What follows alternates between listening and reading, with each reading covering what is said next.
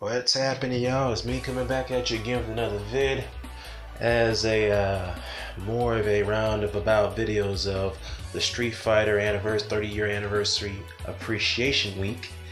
The next theme in the background I'm playing is the classical Chun-Li stage theme music of the crossover first ever crossover game, fighting game, which featured the Street Fighter characters, but also the X-Men characters. So the title of it was called X-Men vs. Street Fighter, which is a game of its own legacy. So I actually love this thing because this was more of a it got your adrenaline rush if you go to the arcades and you pop those coins in and you're teaming up. Usually I was a Street Fighter character more than the Marvel characters, and I was always using the team of either Chun-Li or Ken, or mix it up with Ken and Ryu, or Ryu with Akuma, or Charlie Nash mixture. I mean, I was very good with all the characters except for Zangief, man. Zangief was just super fucking slow and lethargic, man. I mean, he had big muscle bound wrestling, but I was able to utilize him pretty well. But it is what it is. But anyways, I want to get into the heart of the video here. The heart of the video that I want to report is that Eddie Hearn has provided an update on his DAZN deal.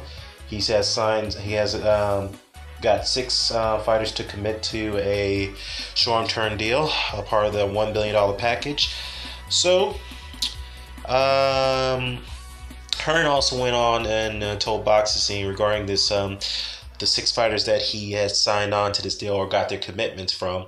He said here that they're going to host 2 shows to begin to kick off the platform, and that will be in next month, I believe.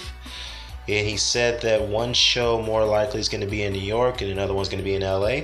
Oh, okay. Well, I might go to that show, but we'll see who's on that card. He went on to say that, so quote here, we're looking at LA or LA and New York in September. Okay, it's not June. I'm sorry. I misread that. So, actually, he's going to make an announcement on the fighters that he signed next month. So okay, there we go. So anyways, he went on to further said that LA September, New York or LA, whichever one we don't go to in October, then Vegas in November. Our deal at 12 big shows and 4 really big shows each year. Now the first monster show will be in Vegas in November. Now, quote here is that he also said here that you're going to see us signing somewhere between 3 to 5 big names, and then you're going to see us sign a lot of other big names, but maybe chief sports guys. Then you're going to see us sign half of dozen youngsters, probably amateurs, and that are going to be turning over, which is mean turning over pro. And then you're going to see us sign some really good prospects who might be in between 8 to 10, 12, maybe 15 fights, whatnot, and they're undefeated, and bringing those on. Now you're going to see us working with guys who are in the last chance saloons, other words, high-level journeymen. But they don't care who they fight. They'll just go to war with anyone. It'll be in the mix. You're going to see some of our British stars, some of our youngest stars from the UK that'll be dropping in. That is the old Al Heyman platform right there, where with the PBC is that he brings in all these young guns in, and then he brings in these guys who are past their best, who are high-level journeymen, to put these young guys over. So very similar structure. So. I see that Eddie's trying to take a page out of Al Heyman's playbook right there. All right, but hey, can't knock him for it. I mean, every promoter is going to take a pick another promoter's brain, so it is what it is. He also wanted to further comment on the Broner situation, about how Broner called his deal a slave deal. He also he said here, look, Broner putting that stuff out really spurred on probably about another 30 or 40 calls from guys who said, well, we'll take that deal. Well, I'll take that deal. But let's put it in proper context. That was not a bad deal, okay? It was not a bad deal. Perhaps Adrian Broner within his right felt that it was not a good enough deal because he's getting more than his guaranteed purse, which people don't disclose, in which Steven Espinoza came out and said as well. But it all comes down to professionalism. If you reject the deal, fine, reject the deal. Just say, you know what, Eddie, I appreciate you for offering me such a pretty lucrative deal, but I'm gonna have to object. I have to decline. Then go about your business. All right. Would you have gotten criticism for that? Maybe.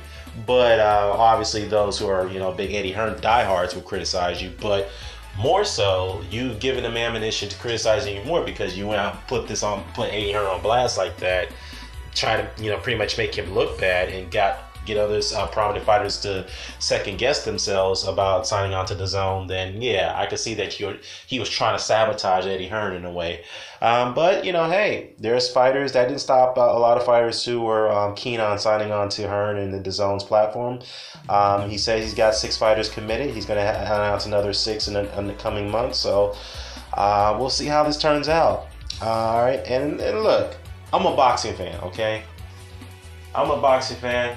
I supported Al Haymon even though I criticized him on his platform, and I'm going to support Eddie Hearn in a way.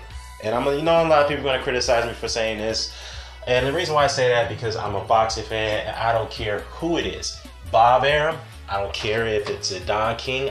I don't despise Don King. I can't stand the motherfucker, but I supported anything that he put up because he put up pretty good fights.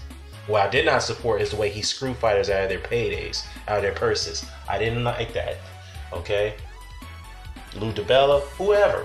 There's many the promoters that I despise, but I support what they put up. If it's good for boxing, I will support it. Plain and simple. And I know a lot of people are digging at Eddie Hearn for all his contradictions and all his missteps and strong word lies. I mean, who doesn't lie? Every promoter, every manager is gonna lie. Okay, but the fact is that he has done some good for the sport. He did revitalize it in the UK, and he is within his right to take credit for that.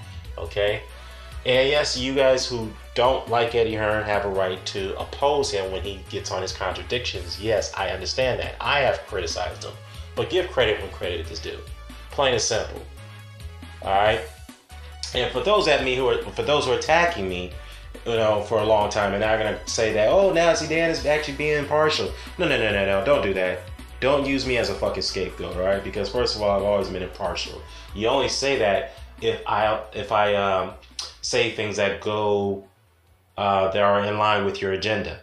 If I go against your agenda, then I'm a problem. So yeah, I never change my character. I've always been impartial, no matter what the circumstances are. I'm not gonna let a certain group or whoever dictate what my logical thinking or my rationale of thinking. Plain and simple. Okay. Now again, Eddie Hearn's doing a good thing. My only worries, which is a legit legit concern, is that DAZN is a very brand new platform. It's been around for a while, yes. I understand they signed a multi-billion-dollar deal. The company that oversees the content of the program in Japan to host its football programming. I get that, but the fact is that it does not have anything here in the States yet. There's no content to present at this time from preliminary stages of it, and that's what's kind of concerning. Because if you're gonna try to attract a wide range of the American audience, then of course you're going to trial it out. I get that they have a 30-day trial period, but the app cannot promote itself. What I mean by that is that they're going to have to gain some big partnerships for big mega national corporations, particularly telecom corporations like Sprint, AT&T, and Verizon, and T-Mobile. I think they need to make some partnerships with them. Why do I say that? It's because Jay-Z took, as I was saying, what Jay-Z was able to do with Tidal is that he was able to enter a partnership deal with Sprint. Okay, and part of that deal was that if you're a Sprint customer, you will be entitled to a lengthy trial period of the Tidal Music app, which Tidal is a competitor to Spotify and Pandora. You get 6 months free, and in return, the more subscribers that Tidal gets from the Sprint umbrella, they will commission Sprint for those consumers. So in other words, they were investing in the short term, and then in the long term, they will get back the revenue for those customers when they end up paying the premiums, which is between 10 to 20 bucks a month. So as a result, that was pretty successful. Tidal tripled its user base when they signed on to that deal with Sprint. when they did that. So I assume Eddie Hearn and his and the billionaire, the billionaire backers behind this deal, I'm sure they're very aware of that situation. I'm sure they're heading that direction as far as entering a partnership with a mega corporation that's very known here in the United States. Now, to those out there who are saying that, well, how can you say that people won't pay for it in the United States after 1 month? Are you broke or something? First of all, you idiots. I mean, Jesus Christ. I mean, you guys act like you're the gurus when it comes to business and marketing. I mean, have you ever done any R&D research and development, I should say, in the United States? If you have, tell me, which demographic did you target? What intel did you gain from that demographic? What was the age group? What was the median income in that group?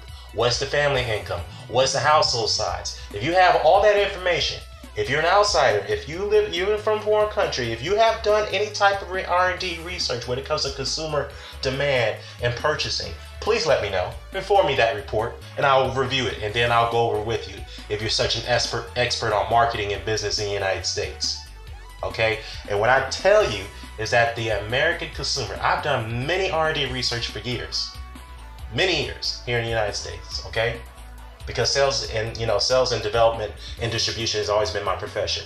I will tell you one thing: what consumers like the most out of a product, if you attach the word free to it. Not necessarily free from a premium standpoint, but a free if you add something to it. So let's say, for example, if you purchase a product that's $50 a month, right? If there's a service that is such a necessity to the customer that they need it, you can offer it for free, so that way you could gain their commitment. You have to offer something free, even from a longevity standpoint, especially if it's a brand new product, so that way customers will be more familiarized with it and they'd be more comfortable with it. Like Sprint years ago, when they transitioned from the 2G to the 3G market, at first they introduced this program called PCS Vision. I know, believe me, because I worked from years ago. So PCS Vision was an introduction to the technology, new technology of wireless communications. Okay, at first, initially, Sprint offered the service to they offered it 1 month free. Okay, customers do have a choice at that time, but since they didn't get enough subscribers to the PCS attachable service, they had to extend the trial period from 1 month to 3 months to gain more customers. And when they did that, they were able to double its subscribers for the PCS Vision services. They were able to gain the long-term profits from it. At first, it was a short-term loss because they need to get the customers to committed on a free trial. That was more than 1 month, which is 3. And since they were able to do that, they were able to scale this back from 3 months back to 1 month because they gained enough customers' commitment for it. And they also required you to get a discounted device. You have to subscribe to it for 1 month. So that was another change they made. So with that said, yes, you have to attach the word free to a product, particularly a new product that's unheard of in the United States. And I'm sure Eddie Hearn is aware of it. I'm sure he is, because he's a smart guy. He's a businessman. I'm sure he's fully aware of it. He knows what's going on. And I trust that, okay? And I hope DAZN is successful, believe it or not. Just like I hoped Heyman's platform successful. Just like I hope that Bob Air's platform is successful on ESPN, which I applaud. Okay, and De La Hoya's Golden Boy platform on ESPN. I know that the goddamn racist email situation. Look, I have to take that back. On Golden Boy, I'm very disappointed in Oscar. He needs to come out and address that, because if he's not addressing it, then I can't support that. To be honest with you, what he's kind of doing in a way, I have to take that one back. Anyways, has it been nearly 2 years since that controversy of those racist emails that came out internally between Golden Boy and its internal employees and his marketing managers? Because Oscar, all I gotta say is that people have a right to have this disdain and this contempt towards you, especially if you didn't address that situation properly.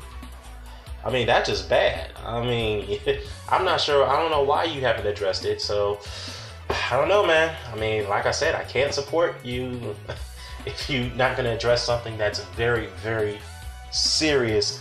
Not only serious, but it's very undermining when it comes to professionalism and morale. So, yeah. Anyhow, that's my spiel on it. Hey, Eddie Hearn's making some moves. I applaud him for that. As far as the Wilder and Joshua situation, like I said, I'm not gonna go and make any more videos on that until they actually make the fight. Okay, because now, you know, let me just dive into it briefly. I know Joshua had came out and said that I want the fight in the UK, no exceptions. I would take a pay cut if I have to get Wilder to come over there. And Wilder jumped on that and said, okay, I'll come over to the UK as long as I get 40% or you take a pay cut of 20 million. I'm not sure how realistic that would be for Joshua, but the 40% seems fair if Joshua is not keen on fighting in the States for the 50 million that was offered to him, which is proven, by the way, to be a legit offer in the verifiable funds, by the way. Okay, so a lot of people are looking at that and saying that Joshua's ducking this, that, and the third. Here's the way I look at it, and I'm going to put this in broader context. I think that Joshua is not too confident that he can beat Wilder in the States. And the reason why I say that is because if it's someone like Jarrell Big Baby Miller, who's not as good as Wilder, let's be honest, he's not much of a threat, even though he's a good fighter, but not as dangerous as Wilder, in my opinion, not as skillful. But I will tell you this, is that Joshua feels, and his team feel more comfortable beating Big Baby Miller in New York or anywhere in the States. As well as they were very comfortable taking the rematch with Klitschko in Vegas, which they were hoping that would be the case. But when it comes to Wilder, who was in his prime, it was very dangerous, it was very awkward, it was long, and it's tall, who's got a big reach, and has got a very lethal right hand, who's got power in his both hands, particularly in that right. Yeah, that's something that Joshua was very worried about, and he's looking for all the advantages he can get. And that's how he wants to fight in the UK. In all fairness, Wilder's looking for some advantages as well. But in my opinion, it's Joshua who seems to seek the more advantages than Wilder, in my opinion. So, from based on what's going on. So, at the end of the day, I wouldn't say that both fighters are not ducking. I'm not going to say that. I'm going to say that they're just both trying to look for advantages. That's what's going on. That's what's going on here. And we'll see what happens next week, because I know there's a purse bid that's looming between Joshua and Povetkin. So we'll see how that turns out. If Eddie Hearn can work his magic on getting that deal signed and delivered and host the fight in the UK. Although the Russians or Ryan Bensky says that if you want the fight in the UK, we have to dictate the terms in that situation. We have to be the lead promoter behind that. And I'm not sure Hearn's going to want that. I'm not sure he's going to agree to that. So if he does agree to that, that still means that AJ is not the A side on that situation, regardless if the fight is in the UK or not. So yeah, anyways, that's my spiel on this whole thing. I know this video was about almost a little bit over 18 minutes and approaching. All I gotta say is let me know what your thoughts about this deal, and I'm out.